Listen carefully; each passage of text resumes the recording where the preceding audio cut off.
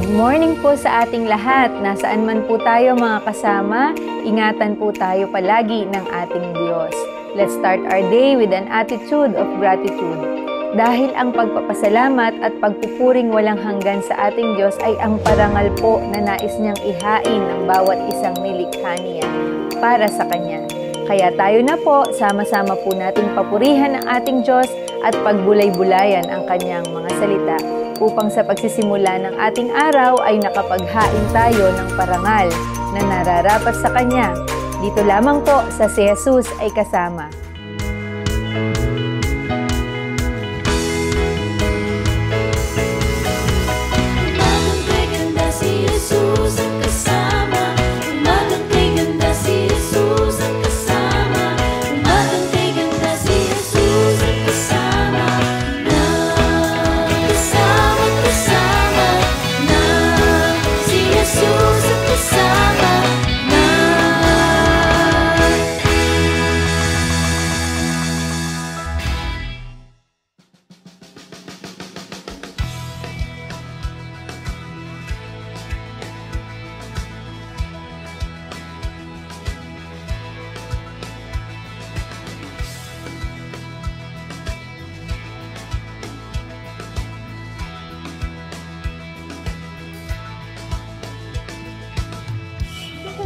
Glory of night, our praises, the healing giver of life, our maker, the heavens open wide, we worship you.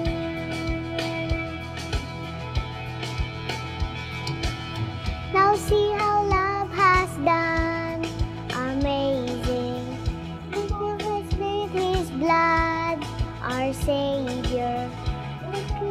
Overcome, we worship you. Shout, Hosanna, Jesus he saves. Shout, Hosanna, he rose from the grave. Come and lift him up, Hosanna, shout.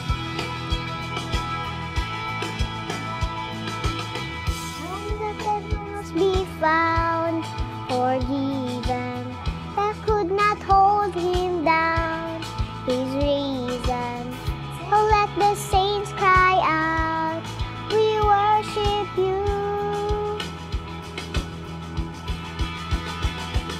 Shout, Hosanna, Jesus he saves. Shout, Hosanna, he rose from the grave. Come and lift him up, Hosanna.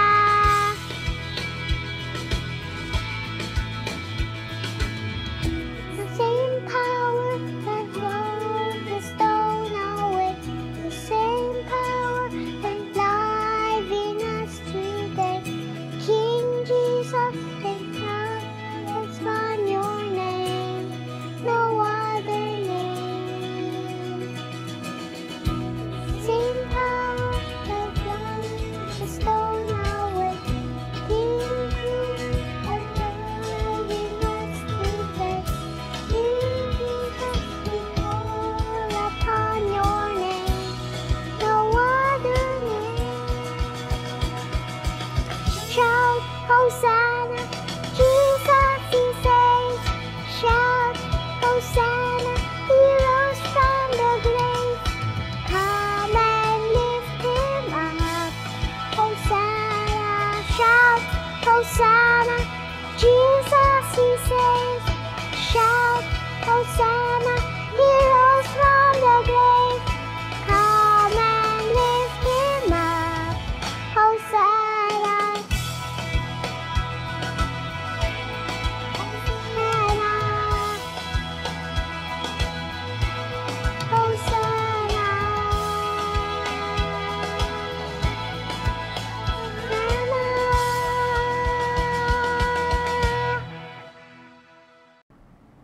Amen! To God be all the glory. Maraming salamat, Naya, sa isang napakagandang awit at napakagandang pagkakaawit. Ang Diyos nawa ang magpala sa iyo habang ikaw ay lumalaki hanggang sa iyong paglaki. Gayon din ang iyong buong family. Sa uulitin po. Ang title po ng ating devotion sa umagang ito ay May Adonai. Ang atin pong Diyos ay nagpapakilala ng kanyang sarili sa bawat isa sa atin. Isa po sa kanyang pagpapahayag ay sa pamamagitan ng kanyang pangalan. Ang salitang Yahweh po sa kapanahunan ng lumang tipan ay iniiwasang banggitin sapagkat ito po ay napakabanal na pangalan. Buong paggalang po nilang iniingatan ang pangalang Yahweh, ang ating Diyos. Kung kaya't gumamit po sila ng substitute sa pag-address po sa Kanya. Isa nga po rito ang Adonai. Ayon po sa Merriam-Webster, Adonai is used in place of Yahweh as a name of the God of the Hebrews during prayer. Adonai is a Hebrew word that means Lord, Master, Ruler. It contains the concepts of dominion, rulership, ownership, someone with power and authority, majesty and sovereignty. Someone who rules. Ang pangalang Adonai ay ginamit ng 400 times sa Bible at napakarami pong kahulugan nito. Tunghayan po natin ang isa sa mga ito sa pamagitan ng ating tekstong pagbabatayan sa umagang ito na matatagpuan po sa Aklat ng Mga Awit 86. At ganito po ang sinasabi. A prayer of David. Hear me, Lord, and answer me, for I am poor and needy. Guard my life, for I am faithful to you. Save your servant who trusts in you. You are my God. Have mercy on me, Lord, for I call to you all day long. Bring joy to your servant, Lord, for I put my trust in you. You, Lord, are forgiving and good, abounding in love to all who call to you. Hear my prayer, Lord. Listen to my cry for mercy.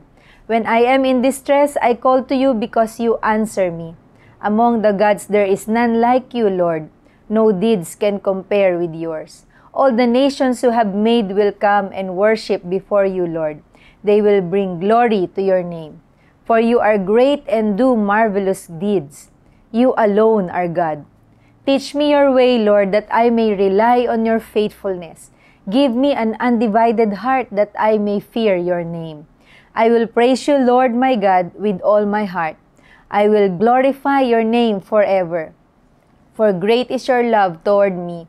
You have delivered me from the depths, from the realm of the dead. Arrogant foes are attacking me, O God. Ruthless people are trying to kill me. They have no regard for you. But you, Lord, are a compassionate and gracious God, slow to anger, abounding in love and faithfulness. Turn to me and have mercy on me. Show your strength in behalf of your servant. Save me because I serve you just as my mother did. Give me a sign of your goodness that my enemies may see it and be put to shame for you. For you, Lord, have helped me and comforted me. Pinagpala po tayo sa pagkabasa ng kanyang mga salita. Maraming beses sa talatang ito sa salitang Hebreyo binanggit ni David ang Adonai, Lord, Panginoon, sa tuwing i-address niya si Yahweh, ang ating Diyos. Nilalapit niya ang kanyang mga karaingan, kalagayan at mga pangangailangan ng buong pagtitiwala sa Panginoon. Makikita po natin ang pagpapakumbaba ni David sa kanyang pagdulog sa Diyos. Pinadama po niya sa Panginoon kung gaano siya kahalaga sa kanyang buhay. Kinilala niyang kung wala ang tulong ng Panginoon ay hindi niya kakayanin. Sa kanya pong dalangin ay pinapahayag din niya sa Diyos na siya ay kanyang lingkod. Sabi nga po sa verses 1-3, Hear me, Lord, and answer me, for I am poor and needy. Guard my life, for I am faithful to you. Save your servant who trusts in you. You are my God. Have mercy on me, Lord, for I call to you all day long.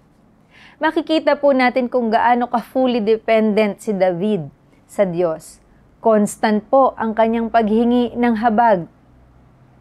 Marahil kung minsan po tayo may mga idinudulog sa Diyos, pero kapag napagod na tayo sa pagdulog, ginagawa na natin sa ating mga kaparaanan ang mga bagay-bagay. Pero hindi po ganun ang ginagawa ni David. Sa Diyos lamang siya buong pusong nagtitiwala at wala na pong iba pa. At matyaga siyang naghihintay ng katugunan ng ating Diyos. Ang mga talata po ay atin ding nararanasan. May panahon sa ating buhay na dumaranas po tayo ng matinding pagsubok, kung kaya't dumadaing tayo sa Diyos. Ngunit katulad po ni David, maaari din nating i-approach ang ating Panginoon katulad ng pagdulog ni David, buong pagpapakumbaba at walang pag-aalinlangan sa kanyang kapangyarihan. Sa atin pong pagdulog, nawa bigyan tayo ng karunungan ng ating Diyos upang marinig o maramdaman natin ang kanyang katugunan. Makita nawa natin sa ating mga sarili na sa Panginoon din natin matatagpuan ang kagalakan sa sandaling tugunin niya ang ating mga pinagdadaanang suliranin. At ang ating Diyos po ay laging bukas para sa ating mga dalangin, nahahanda lagi ang kanyang kapatawaran sa ating mga paghingi ng tawad. Huwag na huwag po nating pagdududahan ang kabutihan ng ating Diyos. Sa ating kapwa, batid nating marunong silang magpatawad pero hindi agad nila ito maigagawad. Pero ang ating Diyos po ay laging handang magpatawad. Kung minsan, nabubulagan lamang tayo ng kasalanan kung kaya't tayo ay lumalayo sa ating Diyos ng kusa. Mga magulang, mga kapatid at mga anak kay Kristo Jesus, kung isusurrender po natin patuloy ang ating buhay sa ating makapangyarihang Panginoon at ibibigay sa Kanya lahat ng ating mga kakulangan, pag-aalinlangan, mamamangha po tayo kung paano niya ito kikilusan, kung paano siya gagawa sa mga hindi inaasahang pangyayari, mga tulong sa mga hindi rin nating inaasahang mga tao. May mga pangyayari sa ating buhay na hindi po natin kagustuhan hanggang sa madiskubre natin na siya ang in charge sa atin at siya ang owner ng lahat. Surrender po ang susi upang patuloy na magpakahayag siya sa ating buhay. Kung minsan ang nakalulungkot, itinuturing natin siyang Savior, pero hindi Lord o Adonai ng buong buhay natin. Gawin po nating mas malalim pa ang pakikipagrelasyon sa ating Panginoon. I-claim po natin siya ang ating Panginoon at tayo ay kanyang mga lingkod. Siya po ang magpoprotekta sa atin, magpo-provide ng ating mga pangangailangan. Magkaroon din nawa po tayo ng confidence na ang ating Adonai ay hindi siya yung tinatawag na fair weather friend, kung kailan lang maayos ang lahat, kundi maasahan natin siya maging sa panahon ng kaguluhan ng ating buhay. Hindi niya po tayo iiwan at hindi pababayaan. Bigkasin po natin ng sabay-sabay mga kapatid. He is my Adonai in times of trouble, kaya't patuloy akong aasa sa Kanya. He is my Adonai in times of rejoicing, kaya't ako'y magpupuri sa Kanya magpakailanman. Ever I will sing, only you will I adore. Glorify my Lord, only you will I serve. For the world will fade away, still my song to you remains. Only you will I adore. Tayo po'y manalangin. Aming Adonai, naririto po kami mga lingkod ninyo. Buong buo ang aming pagtitiwala, walang pag-aalinlangan. Ipinagkakatiwala namin lahat ng aming alalahanin, lahat ng gumugulo sa aming sarili, lahat ng nakikita namin sa aming buhay na kawalan ng pag-asa, kalungkutang matinding, kagaya ng dinaranas ni David sa kanyang salmo, sa kanyang panalangin. Dinggin po ninyo kami. Lagi ninyo kaming samahan. Salamat po dahil ang aming Lord, ang aming Master, ay ang mapagkalingang Diyos at hindi nagpapabaya sa kanyang mga lingkod. Kung kaya't patuloy naming itatalaga sa iyo habang buhay ang aming mga buhay. Ikaw lamang po ang aming paglilingkuran. Wala kaming ibang Diyos na itataas sa aming buhay at paglilingkod kundi ikaw lamang, Panginoon. Kung wala po kayo, ay hindi po namin kakayanin. Kung kaya't hinihiling namin, O Diyos, ang iyong presensya sa bawat sandali ng aming buhay ay ipagkaloob po ninyo. Maramdaman namin palagi sa aming mga pagdidesisyon, sa lahat ng aming mga hakbangin. Tulungan po ninyo kami at lagi ka naming maalala. Lord, sa sandali pong ito, dinadalangin namin mga kasama namin na nag-online devotion. Pagpalain niyo po ang lahat. Magpakahayag ka po sa kanilang buhay. Ingatan niyo po sila saan man sila magtutungo at gamiting pagpapala patuloy ang kanilang buhay. Lord, dinadalangin din namin, Panginoon, ang buong iglesia. Pagpalain po ninyo.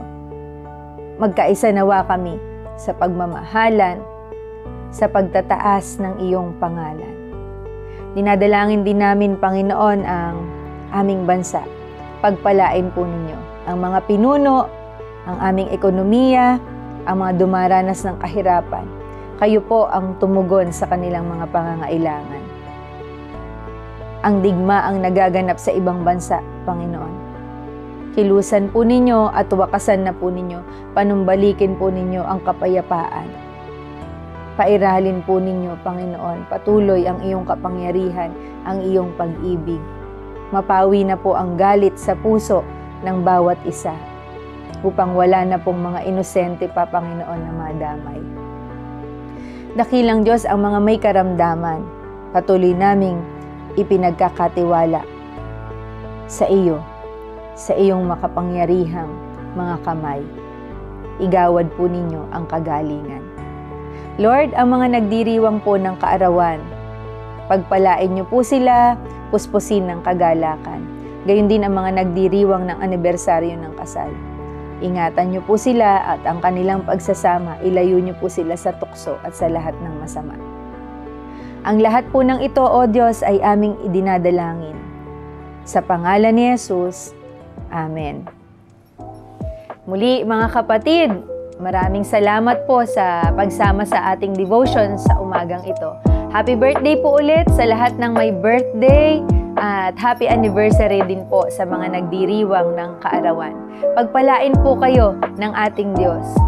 Kung tayo po ay na-bless sa ating pong morning devotion, malaya po tayong ibahagi ang ating devotion o kaya naman po itag ang ating mga friends.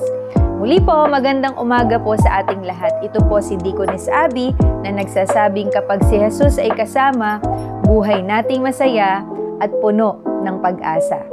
See you again next Thursday. God bless po.